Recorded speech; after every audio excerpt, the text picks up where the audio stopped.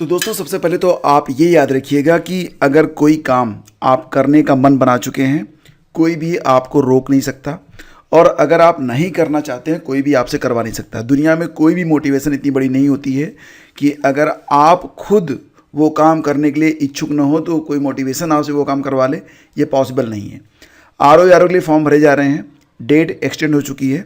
24 नवंबर तक आप अपना जो OTR है उसको कंप्लीट कर सकते हैं और इसके बाद अपना फॉर्म आप कंप्लीट कर सकते हैं। 24 नवंबर तक आप फॉर्म भर सकते हैं। ध्यान दीजिएगा कि एग्ज़ाम जो हैं ये आपके फरवरी में हो जाएंगे, शुरुआत में ही। तो कुल मिला के ये नवंबर लगभग मान के चलिए कि आधा बीत चुका है। आपके पास जो समय है वो दिसंबर और जनवरी का है। मतलब कुल मिला के आप ये मान के चलेंगे आपके पास 70 डेज बचे हुए हैं। तो 70 डेज भी पर्याप्त होते हैं। अगर आप पूरा डेडिकेशन दिखाएंगे तो 70 डेज भी पर्याप्त हैं। अगर नहीं दिखाते हैं तो 700 डेज भी कुछ नहीं करवा सकते।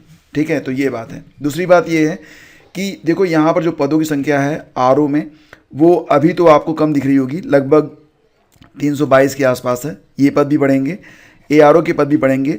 फिलहाल जो विज्ञापन जारी हुआ है उसमें जो भी पद हैं वो बढ़ के 500-600 तक जा सकते हैं, यानी कि ये एक गोल्डन चांस है। और पता नहीं इसके बाद इतनी वैकेंसी कब देखने को मिलेगी। सबसे बड़ी बात यहाँ पर ये है कि अगर आप सिंपल स्नातक हैं, अगर आप केवल ग्रेजुएट हैं, तो भी आप यहाँ पर आवेदन कर सकते हैं। एज लिमिट आप जानते ही हैं कि 21 से 40 साल होती है, लेकिन अगर आप SC ST OBC reserve category से हैं तो 21 से 45 साल तक आप आवेदन कर सकते हैं।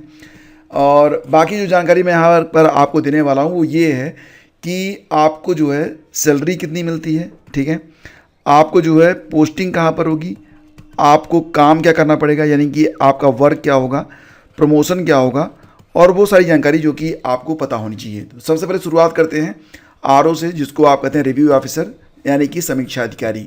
तो दोस्तों समीक्षा अधिकारी बनने के लिए जो एलिजिबिलिटी होती है, सबसे पहले आप उसको देख लीजिए कि अगर आप सिंपल स्नातक हैं तो आप यहाँ पर आवेदन कर सकते हैं। ठीक है, एग्ज़ाम पैटर्न के बारे में आपको बता देता हूँ। एग्ज़ाम पैटर्न में क्या होता है कि एक प्री की परीक्षा होगी, इसको आप क्वालिफाई करेंगे, मेंस देंगे, कोई भी इंटरव्यू यहाँ पर नहीं होता है। प्री में कुल मिला के 2 पेपर होंगे, एक GS का पेपर होगा, एक हिंदी का पेपर होगा।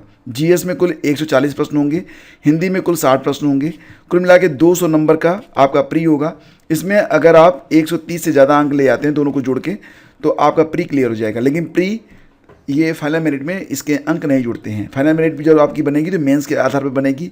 मेंस 400 नंबर का होता है, इसमें GS ऑप्शनल होता है, हिंदी का पेपर होगा, लेटर ड्राफ्टिंग होगा और एसे का पेपर होगा। तो 3 पेपर होते हैं, GS, हिंदी और एसे के। कुल मिला के 400 नंबर की ये परीक्षा होती है। और अगर आप इसमें क्वालिफाई कर जाते हैं तो सबसे अच्छी पोस्ट इसमें मानी जाती है RO, वो भी सचिवालय में। इस बार सचिवालय के पद सर्वाधिक हैं, तो ये आपके लिए बहुत बड़ी अपॉर्चुनिटी है।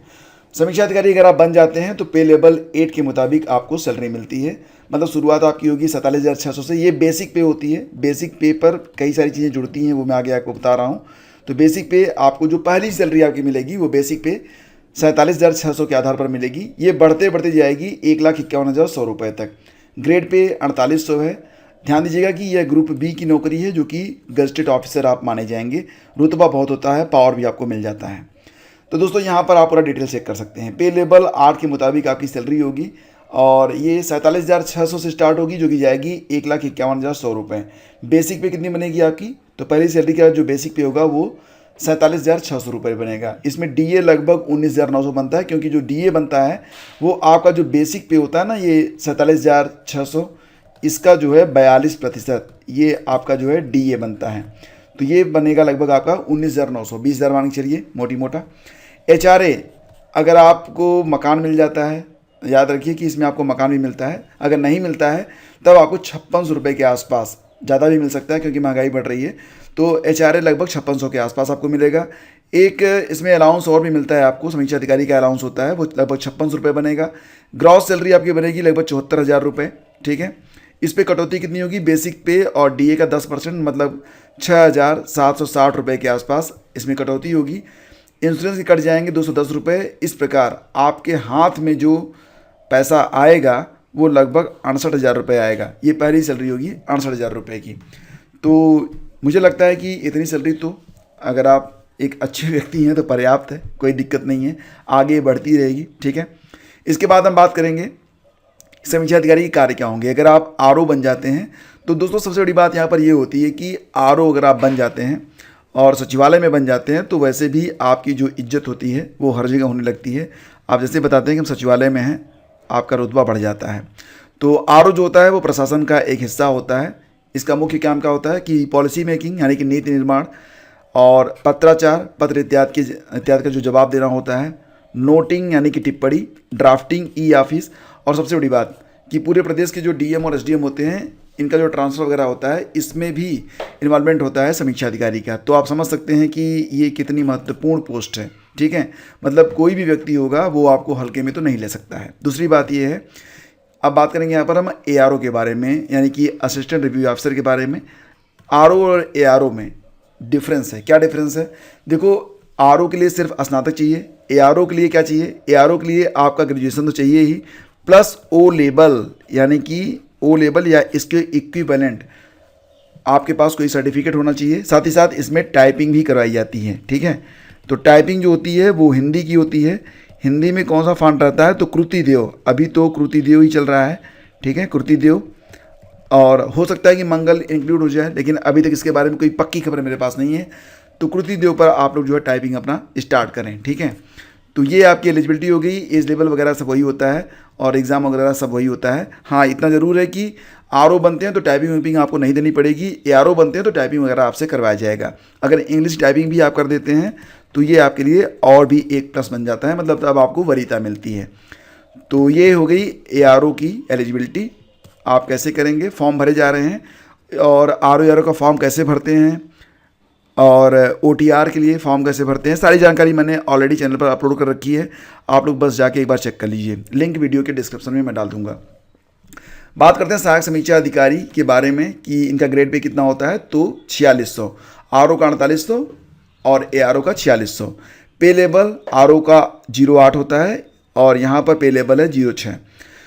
वहाँ पर अगर आप देखेंगे तो यहाँ पर 44,900 बेसिक पे होगा, और ये सैलरी जो है बढ़ती बढ़ती कहाँ तक जाएगी? 1,42,900 तक जाएगी। कितनी? 1,42,900 तक। तो बेसिक पे 44,900, इसी पर आपका जो है डीए बनेगा, वो लगभग कितना बनेगा? तो 18,800 के आसपास बनेगा। ठीक है, और ये आपको पता ही है कि जो बेसिक पे होता है उसका 42% के आसपास आपको डीए मिलता है। एचआरए यहाँ पर लगभग 5200 रुपये है, और कुछ और भी अलाउंसेज हैं जो कि लगभग 1300 के आसपास रहेंगे। ग्रॉस सैलरी आपकी बनती है 70,258 रुपये। आपको इन हैंड मिलेगा लगभग 64,000 रुपये। ठीक है, क्योंकि इसमें कटौती भी हो जाएगी बेसिक पे और डीए का 10%, 6,360 रुपये कटौती हो जाती है, इंश्योरेंस का भी कटेगा। तो आपको जो लगभग 64,000 के आसपास पहली सैलरी मिलेगी, और ये क्रमशः बढ़ती जाती है। तो ज़्यादा डिफरेंस नहीं है। ठीक है, 3-4 हज़ार रुपये का डिफरेंस है जो कि आप यहाँ पर देख रहे हैं। कुछ चीज़ें कंडीशन पर भी वहाँ पर आप देख पाएंगे जब आप सीट पर रहेंगे।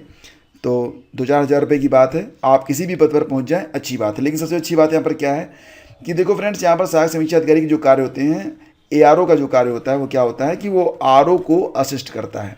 ठीक है, अगर आप एआरओ बनते हैं तो आरओ तक पहुंचने में आपको 3-4 साल तक का समय लग जाता है, बस इतना समझिए आप। ठीक है, क्या काम करना पड़ता है? तो मेन काम तो वही है कि आप आरओ के जो भी काम है उसमें आप उनका सहयोग करेंगे।